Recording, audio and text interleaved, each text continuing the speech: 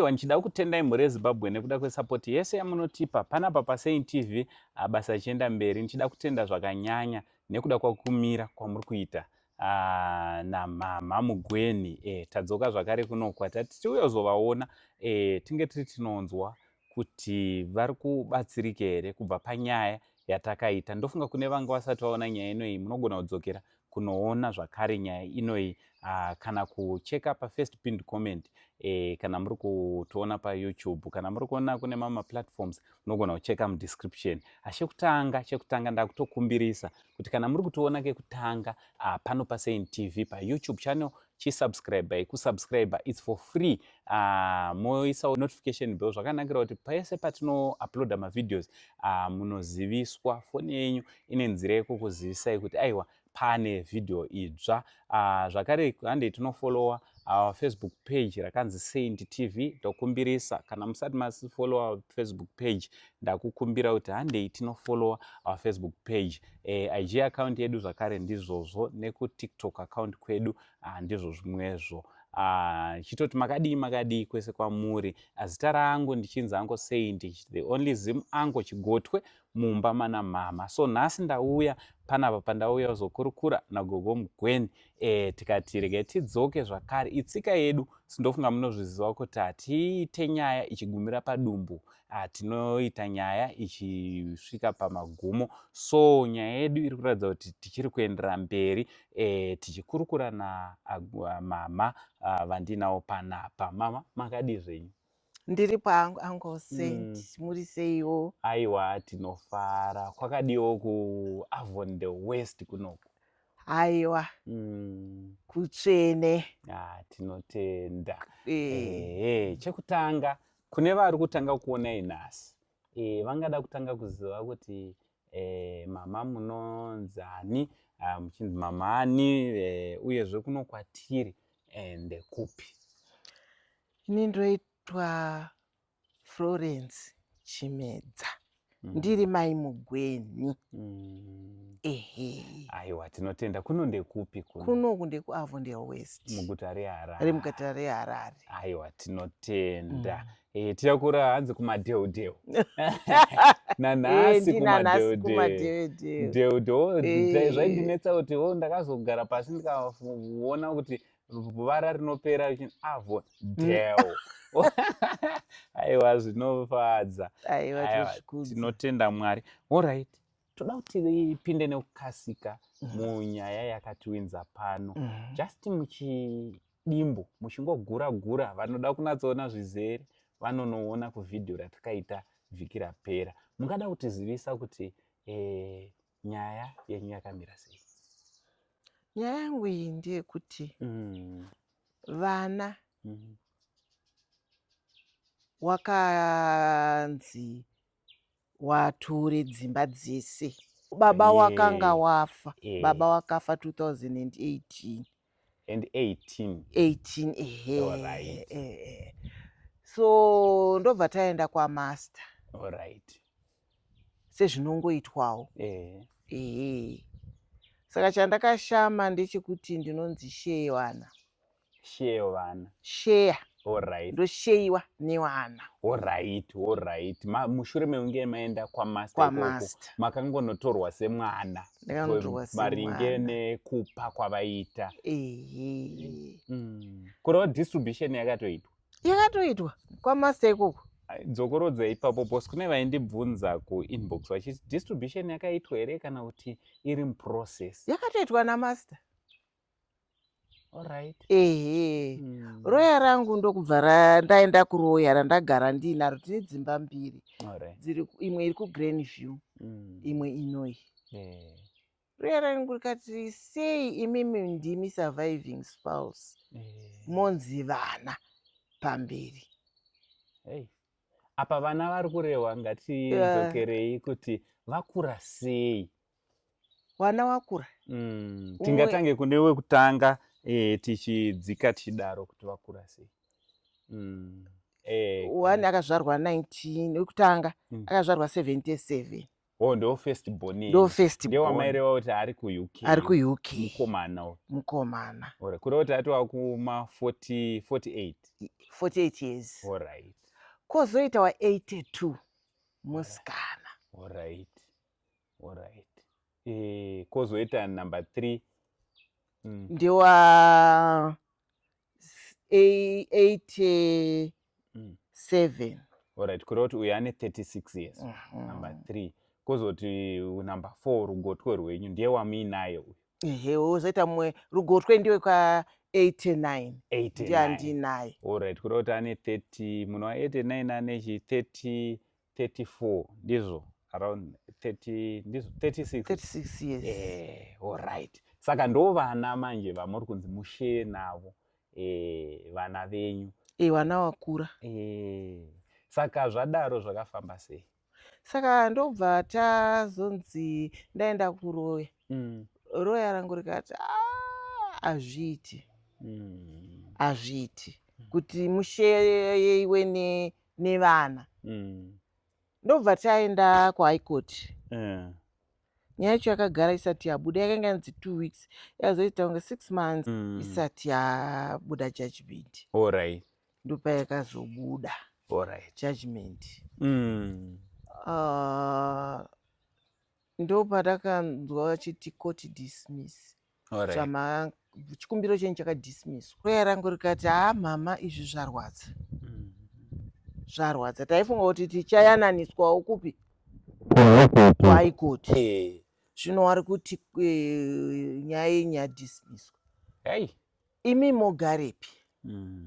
Saka wana ndopa wakaita chanzi zvikanzi tatoihwina. Ndopa wakabva watsvaga executor wavo. Alright. Asi takashaya kuti wari kumudire executor wacho. Because nyaya yatopera. Yanga yapera. Executor anoda kana tisati tichitoda kuita distribution totaiwa for now uyu ndiye executor wedu uyu. Takashama kuti wari kumudire but iwo master wacho akandombotaura kuti uya muri kuti muri kumuda anokudhurirai. Zvinhu zvenyu zvadii? Zvapera. Zvaita. Kana kuHigh Court futi wakataura. Saka chikonzero chawanga uri kuda ndechekuti wakadaro wanenge waizi kuita zvawanoda, ndekuti mwana wangu musikana wechi number 3 ndiye anga ari executor wacho. Alright. Takafambira zvese zvinodiwa padzimba mbiri. Tikapedza masters fee. Saka wakati tiri kuda wedu. Kwete uyu umwe wavo. Kwete umwe wavo iwo. Alright.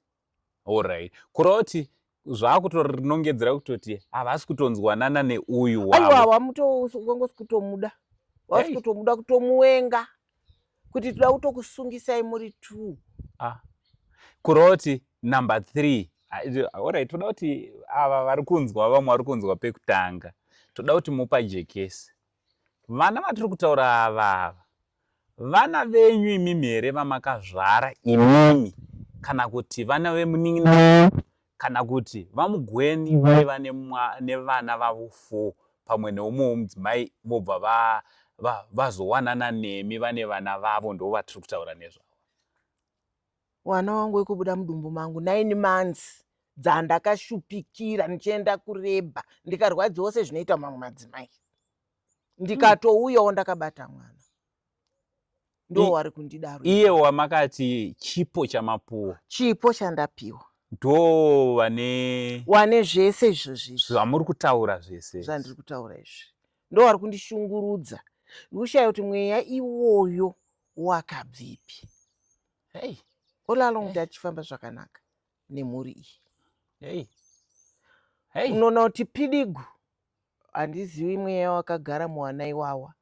Chinondishamisawo awa wakunzi sekuru wari kuUK. Alright. Wari kudawo zvekuno, wari kuda imba iri kuno. Alright, dangwe renyu. Dangwe rangu. Atova nemuzukuru. Atova nemuzukuru. Alright. Vatova sekuru. Pandokuti dai ari kutoti mai inzwai zviri kuita vana venyu. Musadaro amai, ndo baba zve. Musadaro. Apa hapana chaanoita. Hey. Anongoti my family. Alright. Achibvira imimere kana kuti ikoko anongoti my family, anongoona zvefamily yake ikoko ku-UK. Ku-UK. Kozve kuti wakazvarwa kunoku. Post tiri kutarisa kuti pabirth certificate remunhu rega rega rinotonongedzera kutoti pabirth mother potonzi tiri kuti mai muri panapa. Kureva kuti hamusisina basa here kana kuti? Kwavari handisina basa. Ndakawarira ndikawakudza. Wakaita upenyu hwavo kanaka. Handina mwanangu mwana anoshoreka. Pavana vangu hapana anoshoreka. Hapana asina mota. Hey. Kureva kuti umwe neumwe ane upenyu hwakanaka. Ane upenyu hwakanaka. Zvavanoita neupenyu hwavo vanoafoda kutoita. Wakaexperienza upenyu hwavo wakaenda overseas. Wakadzoka ukasara wani. Asi pawakauya hapana ndinoti uyu ari kushupika. Saka hondo yese iyi inodaro yakatanga papi yekuti vana handi munoti number 3 chete ndiye asina kukupandukirai? Haana ndiye anoti mai. Ndiye anotodana kuti mai. Saka toti hondo yevamwe ava yabvepi? Inini akatanga mukomana. Alright. Mudiki. Alright. Akatogara ari kuda imba yacho. Alright. Aida sei? Haisi here hakusi kurerere kwatinoita vana kuno kuti ndiri kungofungawo hangu handiti takutoitira nevamwe vari kuona zviya zvekuti tinochiti iwo mudiki imba iyi ndeyako, chero ndikafa mudiki imba iyi ndeyako. Haasiriwo here mamwe mashoko aitaurika anogona akazobatirwa pamoyo kuti aiwa imba yako. Hapana mwana aimbonzi imba ndeyako. Alright. Hapana. Wakangoti tiri kuda zvinhu zvababa. Kuti kana ari kunze kwenyika haana kuchema baba asi akatoti torai mafoto. Alright. Mushure meunge baba vashayika. Haana kubata maoko kuti mai zvaitika. Kana kuti neuti neurombo kana masiblings ake haana kumboita. Haana. Akati chitorai mapikicha angonzwa wafa. Saka chitorai mapikicha munditumire. Instead yekutumira kuti batsirikanai mari iyo baba tengerai kofini zvese zvese kana tungstone hawana kuisirwa. Baba vacho vane property pamwe chete nemidza vari kuda. Vari kuchemera. Guva ravo harina kutovakirwa. Harina kana tungstone. Asi vari kuda chi? Imba. Wari kuda dzimba. Ndati imba inenge 1. Inenge 1. Uyu musikana mukuru uyu ndiye akatanga kundituka. Handiti. Ndamubvuti nini mumba umu musitting. Bisawo zviro izvo mumba munake. Zvikanzi yuwi mazondiitire kuda ndopakandituka zvekundituka. Zvisingatogone kudzokorodzeka kana kutaurika. Ndopandakamuendera kupolisi uko. Polisi ikati aiwa amai hamutukwi nemwana wamakazvara. Endai kupi ku maintenance court iyo inonzi kwasivuku.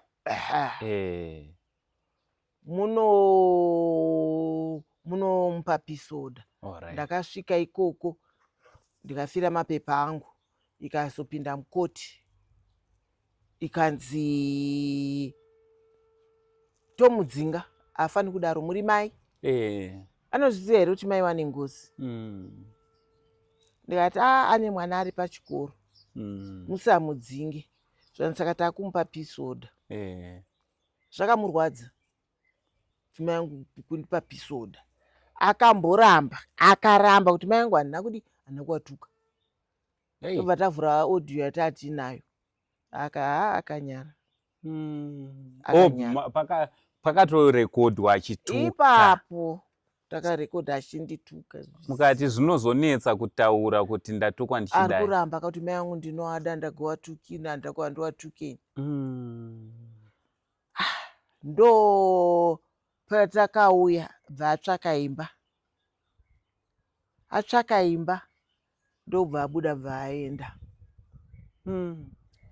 Akati chance giving ndakubatana neupi neuyu mukuru agara ari kutoda nemudiki agara aitoda ndekuti iwe vamwe vese ava waimuti iwewe uri kurwisa mai imba ndeyamai ova vese vaitoda waisaidira inini asi ndokubva wadi ajoina mukomana uyu zvaita kutotora imba vafurira ari kuuk zvikandichirega itibatane. Ko uyu aiwa uyu havana kumbomuzama uyu wakatoona kuti inini ukama hwacho havamukwanisi. Akaramba nesitanzi yamo nokuti ndimai vangu. Akati aiwa ini handizvizivi imba ndeyamai. Kuroti vatatu ava ndo vari kuda kunyakanya. Zvino toda kubatana mudiki aibva taura kuti toda kubatana musaihwine kana iye mukuru. Akatonyorera akati imi amai munofunga kuti tikabatana muneihwina tikabatana. Imi vana ndevenyu here? Hai ndicharamba inini pese pandichasangana nemi tichikurukura ndoda kuti tinzwisise kuti vana ava ora tiri kuti nyango mukatadzirana mukurarama vanhu vachigara vese vanhu vanotadzirana. Vabereki vanotombotitadzira asi tine nzira dzatinotsvaga dzekuti tinge tinogadzisana nevabereki kwete kuti tisvike pasvikwa pari nhasi. Nesuwo futi tikatadzira vabereki tinodzokera kuvabereki tinokumbira ruregerero nenzira dzechivanhu chedu chekuti tinge tinoregererana.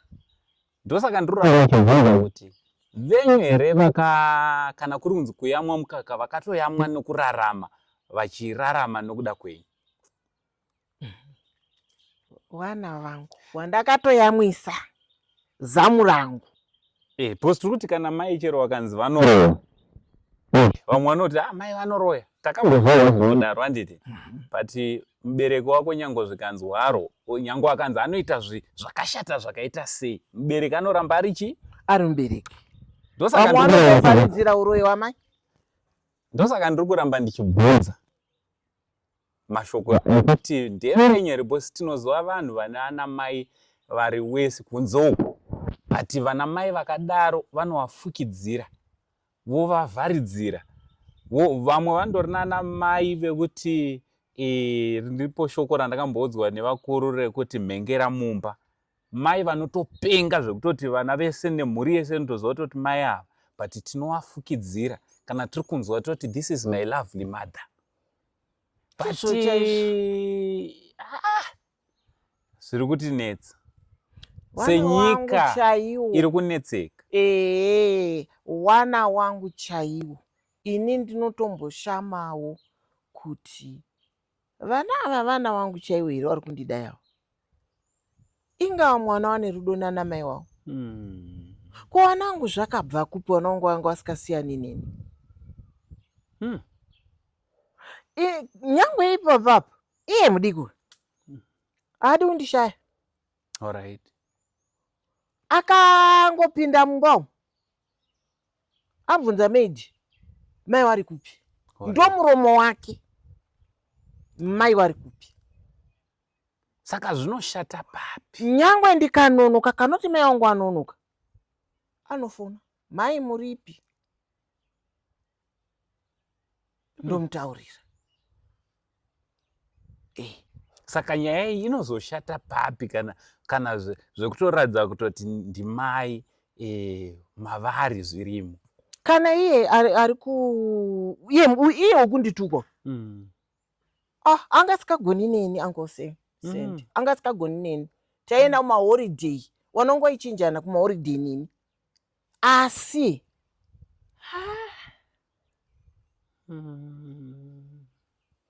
kunamata kwakanaka. Angosendi. Kunamata kwakanaka kunodzororedza. Kunodzororedza munhu. Kunodzororedza munhu. Ndinombonzwa hasha kuti shuwa wana wangu ira ndichipererwa utonzwa mwoyo wangu iwoyo wakutotanga kurwadza, utoona bp ndakutonzwa kuti panapa ibp. Ndobva ndatanga kunamata nguwa zvoserera kuti wana wangu wangandidai kunditi ibvai, anzi izvo wataurirana vanhu vacho iwawawo vanotengesana. Hameno chinomhara wana wangu. Wakaita dhiri ravo vari vatatu. Alright. Zvikanzi tinoda kutengesa imba iyoyi. Hameno kuti yekuGrenville wangoda kuitengesa futi here, ungoda kutengesa dzese. Toda kutengesa imba. Toda kuenda kunobvisa mai pashe Chinyararire. Toda kuabvisa. Woti kana kuti awabvisa it's easy manje kutengesa. Hanzi wakaenda akunditaurirai mukomana, hameno kuti wakanyongonorana pai neumwe wacho wakutonga kapano. Wakutonga. Saka wakadenhana. Zvakamugumbura. Ndobva auya zvikanzi amai ndoda kukuudzai. Munoti ini ndakaipa, ndinomwa doro, ndinokutukai. Achada kukuudzai amai. Chenjererai. Chenjererai. Muchasara maapachena. Wana vari kuenda nerweseri musingazivi. Vari kuenda nerweseri musingazivi. Kotengesa imba. Hanzi wakaenda kwaexecutor wavo. Executor akada akati endai kwamaster. Mapepa acho ari kunzi akashayikwa. Ndokutaura kwakaita mwana. Awakasaina wacho iwawo. Kana mune zvamunokwanisa kuita amai nekukasika, imba iri kuenda. Ungazoti ndiye uya ari wari wese. Imba iri kuenda amai. Hanzi ati anogara pano. Anogara pano. Saka ari kutoona kutoti pekugara pasisina namai. Pekugara mari futi. Tikatengesa mari inodi inopera. Mari inopera. Chazvishaa pekugara. Zvanzi nini nemi ndisiri kugara pano. Saka utsinye hwauri kuita hoka hauna kunaka. Asi pfungwa dzake dzinotodzoka futi. Dzombodzoka. Zvikanzi anomboti izveni ndinonozvirojira totengesa imba ino. Ngosendi. Handisi pisi. Kungoti zvada kuti kunamata kwakanaka. Dai ndakastroka kare. Nekuda kwemaitikiro ari kuita zvino. Ndekuti mwana wacho akabva ati abva panapa abva afonera munin'ina wacho iye anowirirana ne. Zvikanzi kana mai vakaona chavanoona, don't come to me, don't phone me.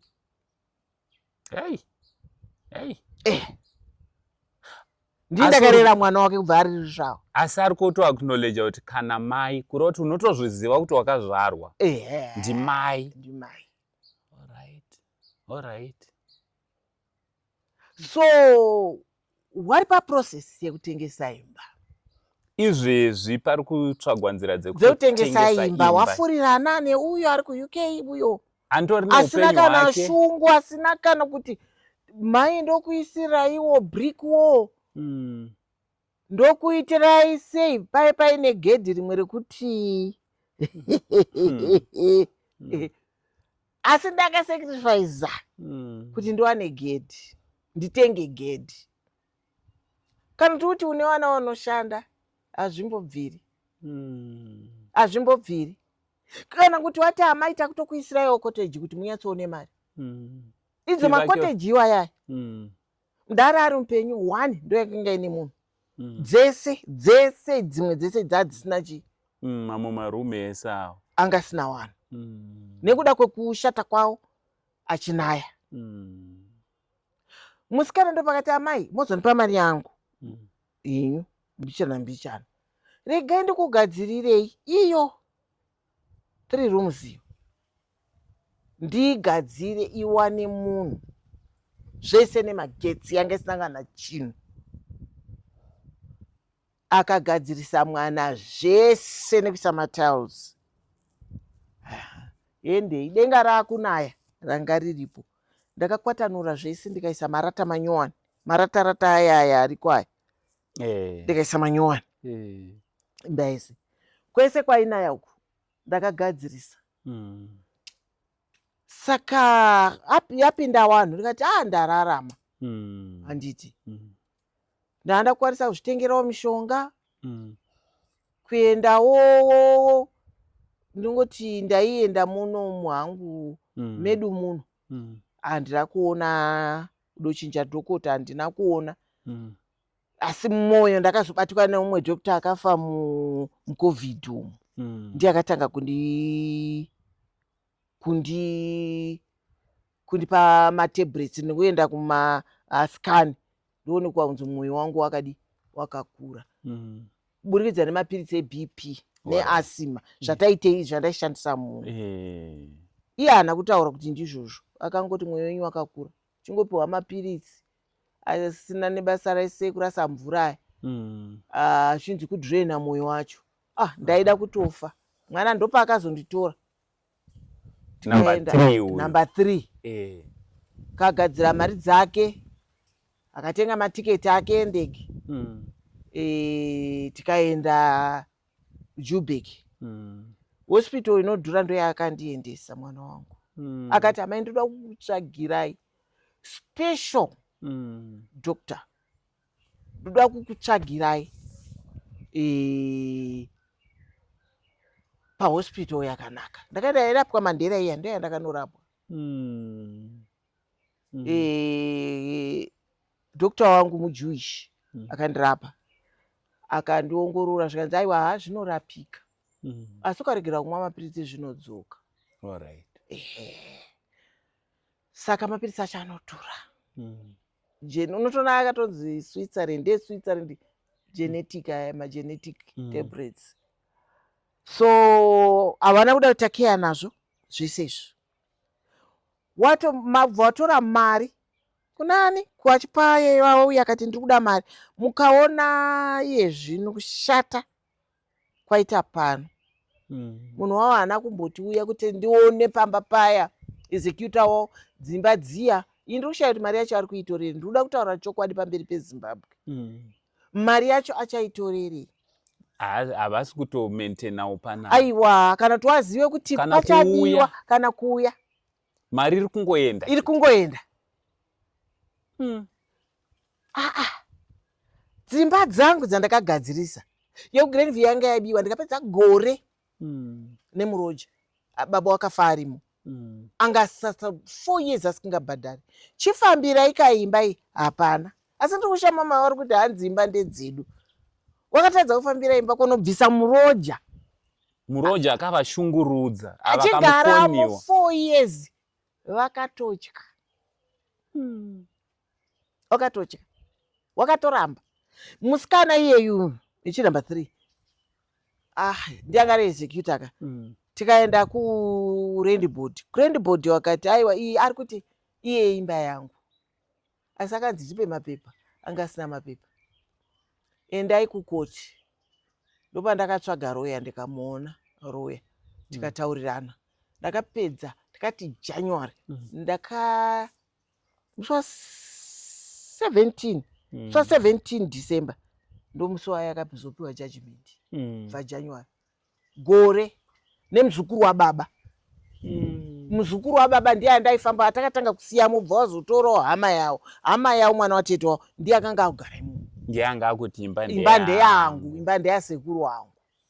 Pamwe wanga wasina kumuudza kuti aiwa imba isiya. Aizviziva angada kuba, angada kudheerera. Kudheerera. Chifambira imba hawana kuda. Kurodze iyo yekuko hapana chavakaita. Panofuta hapana. Hapana. Pavana vangu vari 4 wandakutaurira. Wane mari. Panya imba iri. Wakada kutanga panyowani. Vanowaka. Handiti. Wakada kuwaka iwaya matownhouse iyaya. Pano apapa. Vanowaka.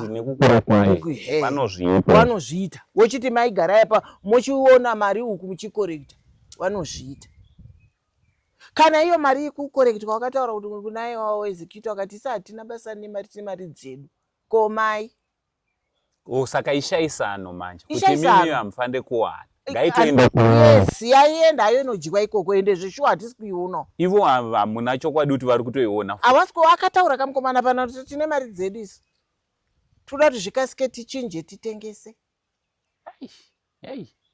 tinoidii. Just imagine una mai vanorwara unotaura kuti hatina basa nemari dzatiri kuenda kwaexecutor kutora kubvutira mwana wangu anga ari executor wacho iye kuti iwewe namai muri kudya mari takukusungisai ini ndii ndatomuranda pamba pangu imba yawasingazivi yakayamwa ndiri kuchinja kakuyamwisa pano ichinhamba 2 iye musikana yawasingazivi kuti yakauya sei imba. Saka tiri panyaya iyoyi mushure meunge taita vhidhiyo ratakaita pane rubatsiro here ramuri kuonawo kubva kumhuri yeZimbabwe? Pane vakakubataiwo here because takaisa phone number dzenyu? Vanhu vari kuchema neni mafoni ari kundopinda kutaura chokwadi. Pana mai ndaukanganwa zita surname yawo wari kuAmerica mai wakarwadzikana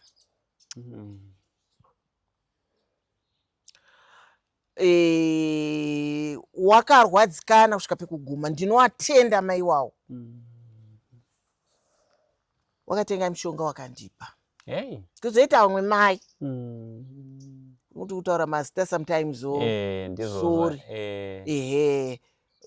mai wari kumadokero ndinoatenda wakanditengera futi mushonga kuzoita ari kuUK akanditumira kamari kake 100 US akati mai tiri munguva yeLendi inoyi ndiri kudya ndadya patebwe apa ndakazvarwa wamwe wana wachikushayisai chikafu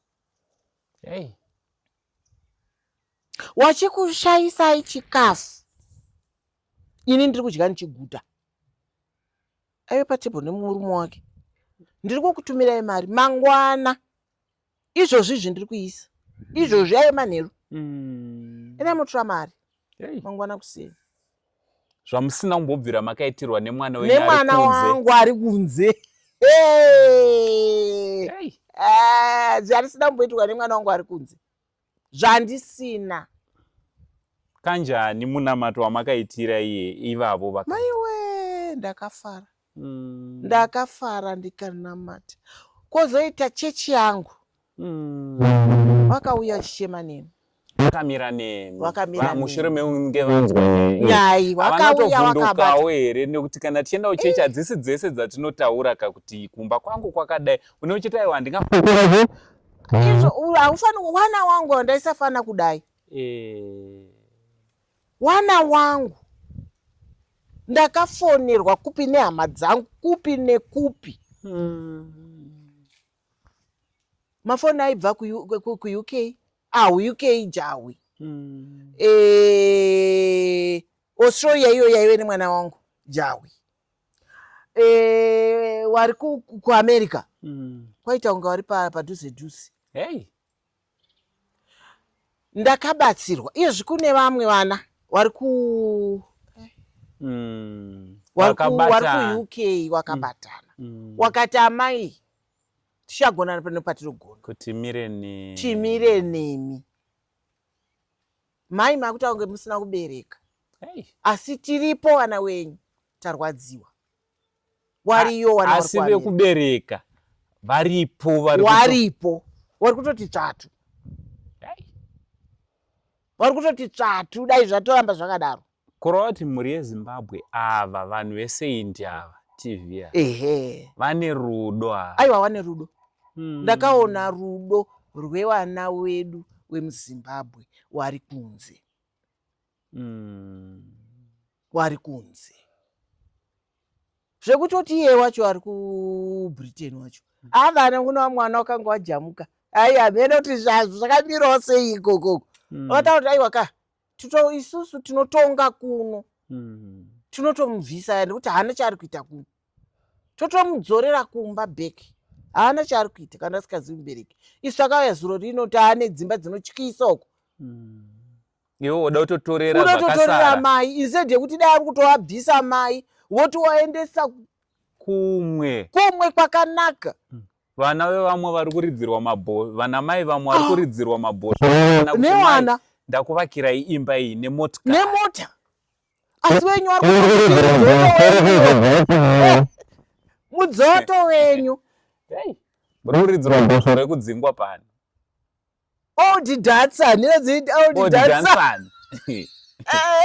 ndo yaruda kutorwa kwamwawo maretest shuwa kuda dongo ravasi kugadzirisa. Zvakaoma. Ndinorwadziwa, munoziva kuti pamwe hope dzaimbopera misodzi ichidzika. Ndomboti Mwari ndo chanoendera kuchechi. Mukristu nguva dzese unoedzwa uku kuedzwa uku kuedzwa ndiri kuedzwa. Saka ndotomira semusambangwena. Wana wakandishingisa kunzoko, wana wekunzoko ndinowatenda. Hanzi kubereka kwemumwe kubereka kwako.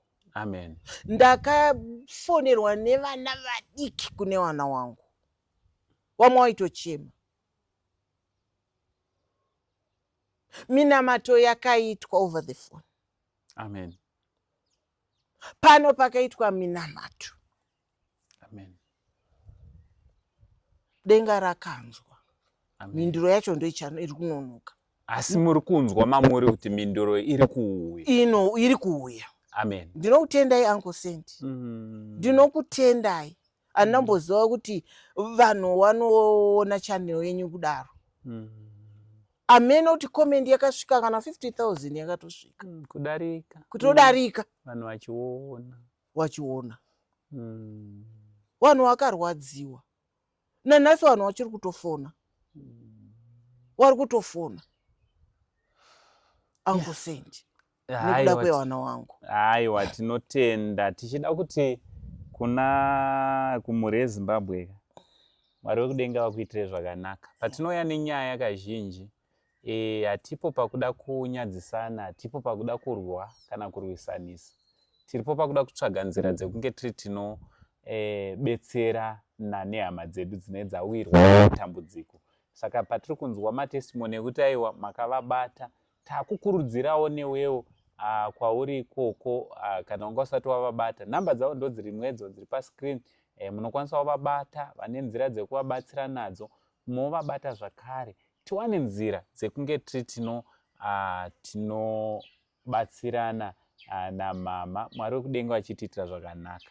Mama, ndinowanzoda kuti tipedze tichiti pakupedzisira vana vamakazvara munaro shoko ramunenge muchida kuvasiyira. Munogona kutaura navo umwe neumwe kubva kune wekutanga muchisvika kune wekuguma, shoko riri pamwoyo ramuri kuti ini ndini ndakatakura 9 months vana. Munotenderwa kutaura. Zvikataurwa naAngle Sandy zvinogona kundishatira nekuti handizive kuti zvakatangira papi. Asi zvikataurwa nemi munokwanisa kunzwanana nevana. Ndiri kuti kuna Coxmo, marerero andakakuita unoaziwa. Ndiri munhu aishanda. Ndakakurera zvokuti ndaishaya hembe ndichienda kubasa. Chipinda mana Edgars. MuEdgars ichiri kunzi Edgars. Uchipfeka mbatya zira uri mudiki. Kudya ndichikutengera food yese inonzi baby food. Nekukuda kwandai kuita nekundida kwawaindiita mwanangu, ndiwo ngandipandukire iwe. Iwe zvauri wemukuru ndiwo anga uchafanira kunga uri baba. Dai wanga uriwe uri kuziva kuti amai wadyei, amai waona mushonga here. Kuzosvika Uncle Sandy wauye pano kuona kuti zvinhu zvashata. Hamusi vanhu vekuti ndingati vana vangu ndingataure zvekuti ndingakutaurei nyika yese. Asi zvamakandiitira nezvamama kuita, kuda kundisiya ndiri pachena, kuenda nekugotsi kwangu motengesa imba, iwe ndowotofurira vana. Kunzwe kuti vana musadaro ndimai wedu. Mubvunzo rubvunzo pano wati wana wenyu chaiwo here? Daiwo uchiziva kuti mai wadyei? Pamba panaka here? Tasaona izvo yadhi yamai wako kuti yakamira sei, nyangwe muruda kuitengesa. Kwamakaendesa mari kwacho ikoko. Kana kuti wazive kuti panodiwa sipo yekukrina mumba, yadhi inoda kukrinwa, zvamakaita zvacho. Nyika yese nyangwe ndikakuwanzirai, pane question mark pano zvapaita papa sango kuburikidza imi. Ndaichengeta musha wangu zvakanaka. Nhasi musha wangu radongo, muchiti makatora imba. Ko iwewe semukuru kutumira mari sezvoita vamwe vana, uchitigadzisa sezvo tiri kuda kutora imba, chigadzirisai pamba panake. Zvino pamba pako tosekwa nekuburikidza newe ukunzi wakaenda kuUK usina chauri kuita. Vamwe vana wakaenda nezuro watotengera namai wavo dzimba dzakanaka kuti wabvisa muno muavhondero waendesa kuBhorodhero uko, kuwaendesa mudzimba dzemakomo kuwaka wachisa vana vabereki wavo bhoro. Asi iwe kutoti mai wangu ngavashaye imba, chikonzero chii? Ndichiti zvekuna iye rujeko, rudo rwawaita amai ukataura nekukoti kuti mai wangu ndinoada, rwakaendepi ruje? Tichienda kupi nekupi nyika, tichienda kumahorideyi, ukabva kunze kwenyika ukauya kuti amai toda kuenda kwakati kuhorideyi, tichigara mahotera ari pamusoro. Taitonzwa kuti ndiro hotera remunyika muno iri, namba 2, uchiendesa mai wako. Nhasi zvaita sei unoti amai ndakuatengesera imba? Ndakuatengesera imba. Motauraka kuti toda kutengesa imba nepakusamba pekuti chi? Instead iwewe kuti uti amai ndakukuitirai izvi, takuita izvi. Inga uri munhu waifunga wani, uchichema kuti mai ndarasa zvinhu paairport, mai ndarasa zvinhu, mafuta, hembe paairport, hanzi makirogiramu awandisa, apfurikidza. Uchiziva kuti kumba kuna mai. Zvaita sei? Pambe kuti uzive kuti mai mauda kutengesa imba nerweseri, ndogarepi? Edrenzi musha wamai wangu ka. Mai wangu ishirikadzi, indochengeta mai wangu ini. Nanhasi kana ukafonera mai wangu anotaura kuti aiwa indine mwana wangu anonichengeta. Kuti ndiwe pano mwana wangu, izvo ndakabva kuwaparisa maziso. Ko iwe uri kuitei? Kuparadza mai. Ndichizoti kune mudiki uyu, gari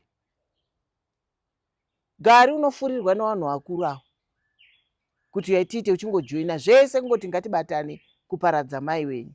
Wana wangu hazviitwe zvamuri kuita izvi. Pasi pano pachema kuti vana ava vane ngozi. Munoiziva here ngozi?